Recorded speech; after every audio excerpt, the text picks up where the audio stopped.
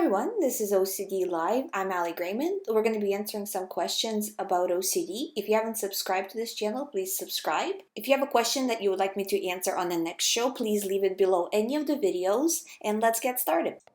So the questions I'm going to be answering is part of them are from the previous show that I didn't get to. So the questions that were asked a few weeks ago, and some of them are new. So hopefully today I can clear up all the questions from people who have been waiting. So that's where I'm getting them, in case you're wondering. Okay, so the first question is, Ali, how can I explain to my husband OCD? I have images of other men while being intimate and I don't know how to deal with that. I don't want to tell him about that. I just want him to understand me, but I don't know how to. So first of all, anytime you have OCD, doesn't matter what OCD is about, trying to explain it to a person who doesn't have OCD is very difficult and it doesn't really have a purpose to it. Other than just generally they have to know that there's something going on with you, right? So explaining it in terms of I just get worked up about certain thoughts and I'm trying my best to get over it is probably good enough. You don't need to explain to your husband the details of this. You don't need to these are just thoughts, and the reason why they're there is because this is the worst possible thing you can imagine, and that's why it's getting to you. Once you stop reacting with so much fear to them, they will go away. It doesn't matter what the OCD has to do with. So that urge to confess, first of all, that it's very common in OCD, right? And it is a reassurance thing. Like if I confess and my husband knows that I'm having these images, then it's kind of like okay. Then I don't have to worry about it so much. So it's a reassurance thing. It will make you feel more secure. That's how it feels in your mind, right? So this is a very, very bad way of doing things, because even though you gain this temporary security, your OCD will switch to something else, and then you will be at square one again, So as you know, right? So the seeking reassurance is really the worst thing you can possibly do, and that would be seeking reassurance, is confessing. So what you need to do is just say to your mind, no, not saying anything to my husband. There's no need. These are just thoughts. They're auto-generated thoughts. The thoughts are generated by the part of the mind that has no idea on a conscious level what the thoughts are. So it doesn't know that the thoughts are about other men or whatever, It's just generating the thought that you happen to be scared about. That's all that's happening. So there's no reason to react to it with fear. There's no reason to confess them. There's no reason to do anything. All you have to do is just every time they come into your mind, just disregarding over and over and over again, and your mind will let go of them because it doesn't hold on to useless information. So as long as you're not making it relevant by paying attention to it and reacting with fear, it's going to go away. You're basically, every time you react with fear, you power it up. Like, why did I have this thought? Why now? Why in this particular moment, right? All of these things, who cares? Just not reacting to it, giving it zero. And as long as you do that, they will start to go away. At first, though, that as you know, I talk about it in pretty much every show, right? Before they go away, they actually become more intense, more vivid. So if that happens, just don't be scared. The reason why it's happening is because your mind actually thinks you're in danger. It doesn't understand what the thoughts are about, but it understands that you're reacting with fear.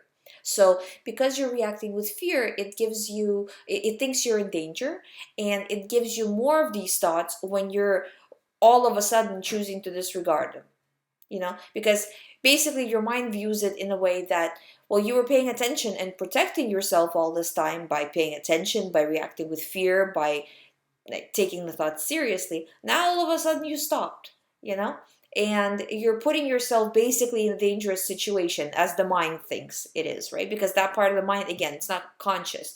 It doesn't, in the same way, right? It doesn't understand. It's like traffic control. It only gave you more thoughts because you reacted to these thoughts.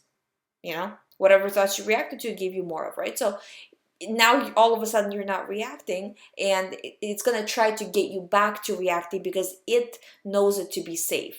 It's kind of like the same thing, like I say again in all of my other shows, right? That if your entire life you're stopping at a red light, and now all of a sudden you're going through the red light, your mind's like, no, and it's going to give you all kinds of panic thoughts and feelings, and even like physical responses sometimes, right? To get you to react. And all of it is normal. This is part of recovery process. You have to push through this time frame, until it stops, because it's not going to last forever. So in the beginning, it does this very intense, um, just giving you lots of thoughts, right? But then if you push through it will start to go away, you know? So just kind of, if that happens to you and you feel like, well, now I'm getting thoughts 24 hours a day, that it's normal. So just disregarding, don't need to confess, don't need to do anything special. All you need to do is give it zero energy, you know? Always coming from a position of power. Yeah, I'm getting a thought, so what? I'm not going to be the victim of this thought. I'm not going to pay attention. I'm not going to make it important in any way, you know? So I'm going to disregard in every way possible. And then you will see that they will go away. And again, not to reassure you, but I just want you to know that these thoughts are completely normal. This is a very common type of OCD, so there's absolutely nothing that you need to do in terms of confessing or taking them serious. This is classic OCD, but you need to disregard in order to overcome it. So next question that I have, and I'm not sure if I answered this one in the previous show, but I'm going to answer it anyway. It's very difficult to track how I'm going into an OCD pattern. It feels so real that I just can't stop reacting to it, and I'm not able to differentiate between OCD and non-OCD thoughts many of the times. Please suggest something. So, okay, the problem is trying to differentiate. If you ever are doubting a thought, it's always an OCD thought. So if you're doubting something as possibly being OCD, then it is OCD. You don't need to spend any time trying to figure out if an OCD thought is an OCD thought. It always is. Because if you're having a real thought, it will never even cross your mind that this is possibly OCD. You will just react as if it's a real thought. That's just how the brain works, you know? So if you're doubting a thought as OCD, then it is OCD. Don't allow yourself to spend any time trying to figure out if this thought is OCD or not. Let me go back, let me think about it. All of this is bad behavior, you know? You shouldn't be doing any of that, because doing that creates a reaction of fear, and the reaction of fear will create more OCD.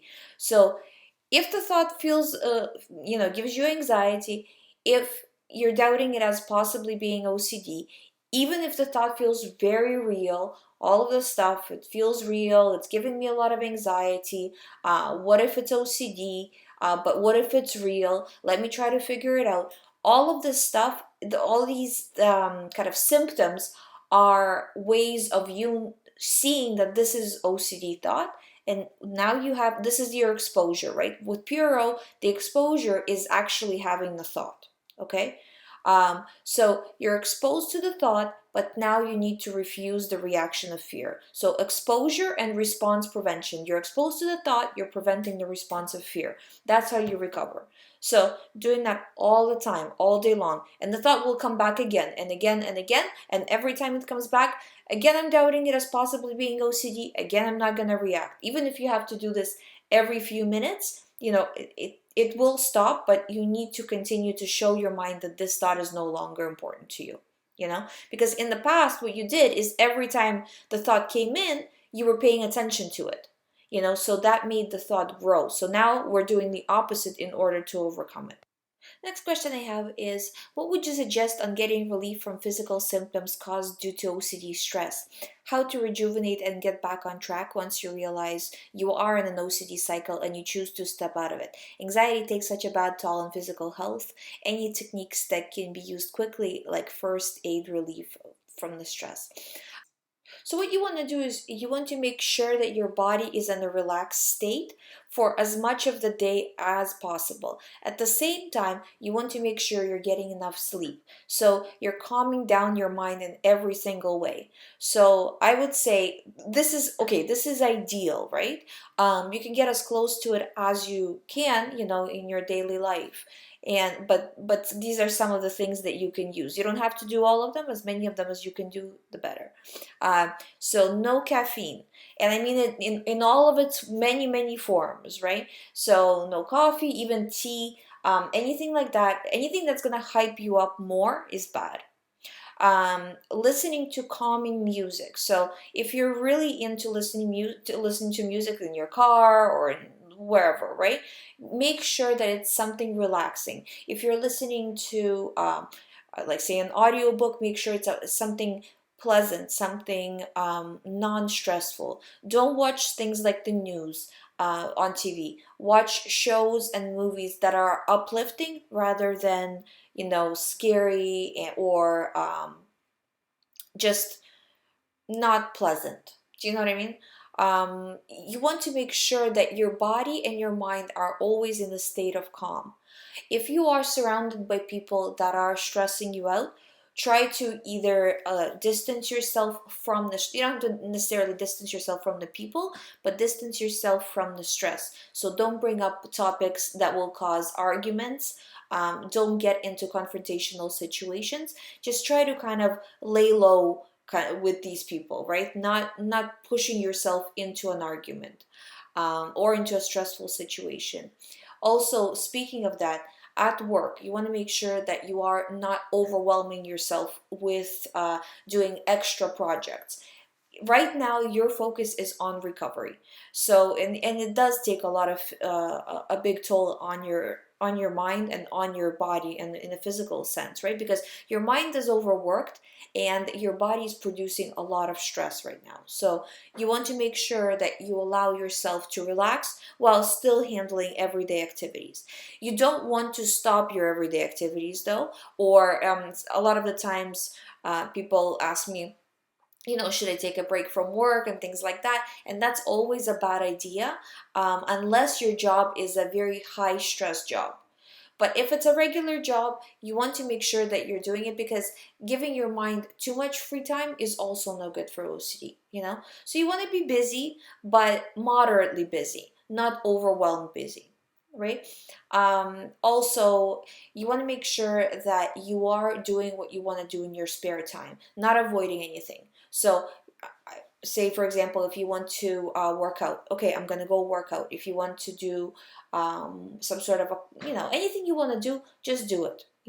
And not allowing OCD to dictate what you are doing or what you're not doing, right?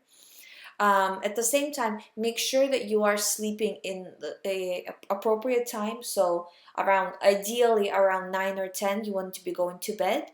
Anything later is not good for your natural body rhythms.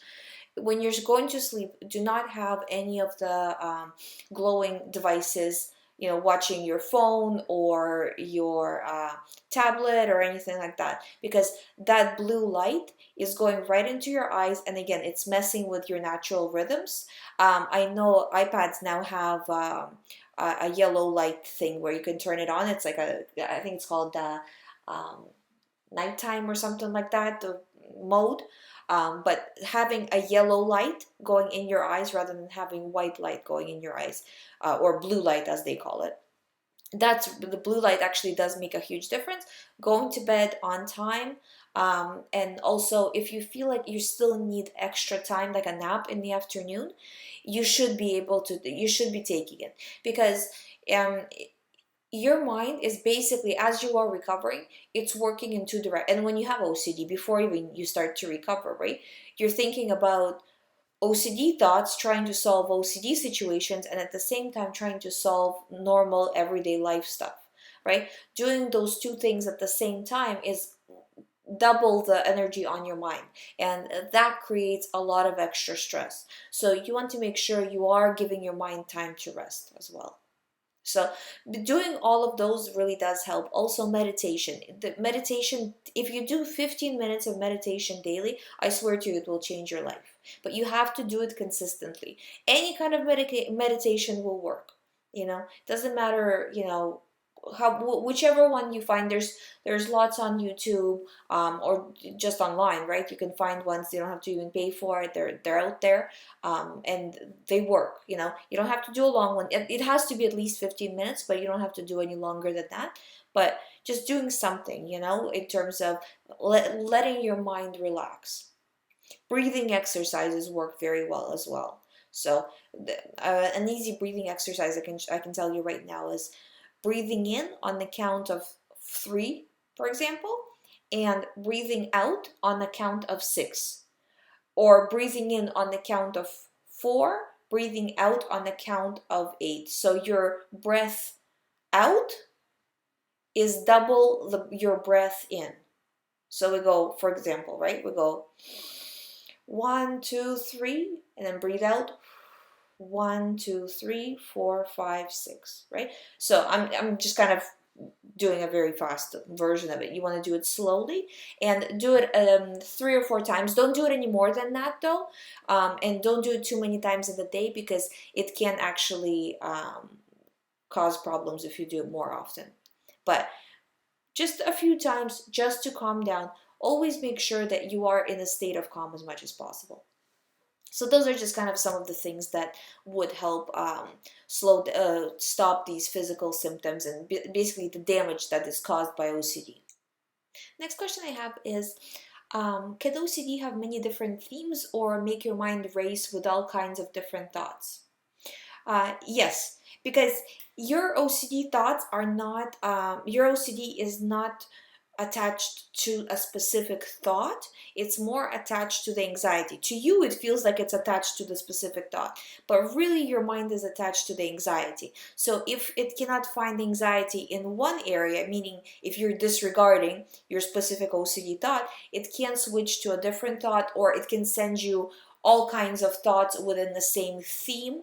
Or if you are very focused on one on a certain situation, when like on a certain OCD situation, then it can give you different scenarios within that situation or different details within that situation. But yeah, your mind can definitely race and go from thought to thought to thought. It's not even that it can, that's most of the time that's how it goes. The only time it doesn't go like that is if the person is doing a lot of reassurance and there's no need for the OCD to even switch, because you're just giving it a lot of anxiety just on one thought, so it won't switch to another thought because it's already getting that anxiety from that same thought, if that makes sense. So the continuation to this, also, as you recover, is it normal to feel constantly tired? I am slowly recovering, but I have been feeling really mentally and physically drained lately. Sorry, I always have so many questions. Thank you again for all your help. No, this is why I'm here. I really want to answer as many questions as possible, so please ask me questions. Is it normal to feel constantly tired? Again, I explained this in the previous question. Yes, it is normal because your mind is working double time. So it's kind of doing its regular job, and now it's also having to do overtime as well because of OCD. So it is normal, and some of those things that I mentioned from the previous question would definitely help make you feel a little bit better. But really, I would say disregarding and at least try to get some sleep. If you're feeling tired, don't start having coffee. You're tired because your mind is overworked. Nothing else will work. You need a nap. You need to lay down and sleep for a little bit. It's fine. It's something that needs to happen. Don't try to drown it in caffeine. Okay. And again, a question from a similar theme here. My OCD also led to mental exhaustion, which triggered depersonalization symptoms. It's extremely challenging to recover. The depression is depleting. Thank you for this topic, because this was under the topic of OCD and depression under that video. Thank you again for this topic. Very well said. Okay, so it is depleting, and OCD can trigger feeling depressed, but it's not like a clinical depression. It's just, being in this situation is obviously not good. For lack of a better word, it sucks to be in this situation, right? And there's really, how could you be happy in this situation when you're stuck having OCD? Once you recover from OCD, feeling depressed will go with it, because you're not actually depressed. You're depressed because you're stuck in an OCD situation. It would make anybody feel depressed. But it's not the same thing as having clinical depression. And Worrying about depression is a very common OCD theme. So if you are thinking, what if I'm depressed? It's just, I see it so many times and it's very, very common. I don't want you to try to figure out if you're depressed or not. Trust me when I say, if you're starting to obsessively worry if you're depressed, you're not depressed. This is an OCD theme.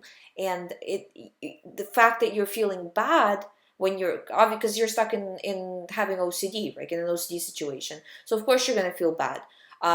It will go away once you recover. So you don't need to do anything special for it. It will go away on its own. Same thing with depersonalization. It's, you're not feeling yourself because you are not really yourself right now. You're dealing with OCD, which is kind of taken over. Once that goes away, all of these things will naturally resolve themselves. You don't need to do anything special. I promise you, it will go back to how it was. Your job is to focus on recovery. So disregarding, not paying attention, refusing to play any more of these OCD games. You can't win OCD. You can't win this game by trying to outsmart OCD. By showing to your mind that, like reassuring your mind and all of that. You can't do that, because that part of the mind, it's like traffic. It's like traffic control, like a traffic light. It turns green, gives you a thought. It turns red, stops the thought, right? How can you talk to a traffic light? You can't. You won't win this way. The only way you can win is by not playing the game. So saying, yeah, I know what my theme is. Send me all kinds of thoughts you want. I'm still not going to pay attention to it. Do you see how I'm talking right now? Coming from a very strong position of power, not letting it, not allowing it to make you a victim, So you know what you're doing. Yes, the thoughts are there. Yes, the anxiety is there. It's parallel to you. It's not intersecting with you, So it's parallel to you. It's going its way. You're going your way. You're not buying into it anymore. And if you do that, everything else will lift around it and everything will go back to normal. I'm telling you, with all the clients that I helped recover, when the person recovers, they will go back to the same person they were before they got OCD. So it's not that I'm just saying that. I actually have experience helping people recover where I can see that the person goes back to being the same person. So all of these symptoms that they were experiencing and feeling depressed and feeling anxious and feeling, all of these things, all of that lifts and all of that goes away. So, but you need to do the work for it to happen. It doesn't happen, just like that. It has to be done through what we're talking about. So next question I have is about ERP. Ali, can you please answer this? How do I do ERP? And ERP stands for Exposure and Response Prevention, what we've been talking about in the other questions. So how I do ERP is I sit in a comfortable place and thinking about my fears. But the problem is when I'm thinking about it, I don't feel anything. My mind doesn't want to react with fear. It's like I am thinking about positive things, not negative ones though. I'm not sure if I'm doing it right or should I just continue with that. Or I am doing 3 times in a day, 10 minutes each. I'm pretty sure to not seek reassurance where anxiety strikes. But as I said, when I want to expose myself purposely, nothing happens. Sounds like a paradox, but it really is. Thanks in advance. So what you are doing is called imaginary exposure. So you're imagining your fears, you're going through the situations, and you're trying to evoke the same level of anxiety. Now, obviously, you know yourself, right? You know that you're not actually in the situation, you're thinking about the situation. And I find that generally imaginary exposures are not as effective because the person knows that they're not actually in the situation. So imagining it is not the same thing as being exposed to it all of a sudden when they're not expecting it.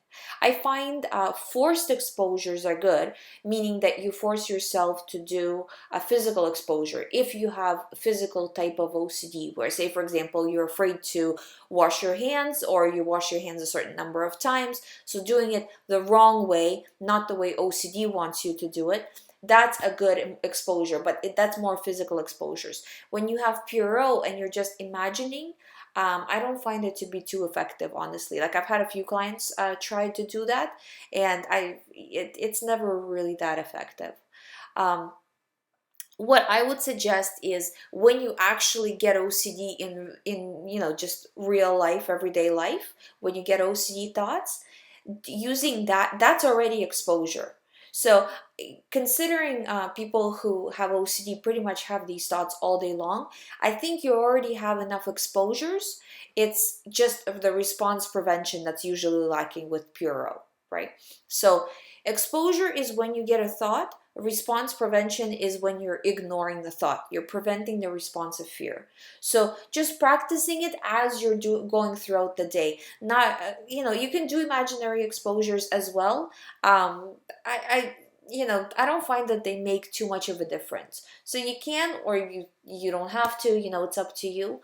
I don't find them to be too effective though. But again, that's just my opinion. In classical literature about OCD, they always mention doing exposures, but whenever the therapists try it, because usually a lot of the times my clients will be talking to me, and in addition we'll have a therapist, right?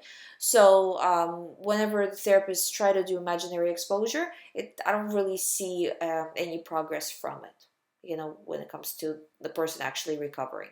So, but that's just my take on it. So we're come to the end of the show. If I haven't gotten to your question, and I know I still haven't gotten to all the questions, I will pick them up again as soon as I'm able to do another show. I'm going to try to squeeze in an extra show between this Wednesday and next Wednesday, but we'll see how it goes. If you haven't subscribed to this channel, please subscribe. If you haven't visited youhaveocd.com, please visit. There is a lot of information on OCD over there. There's a private recovery program with me. There's ebooks, there's articles, there's a lot of information to help you recover. So please check that out. Thank you so much for watching, and I'll see you next time.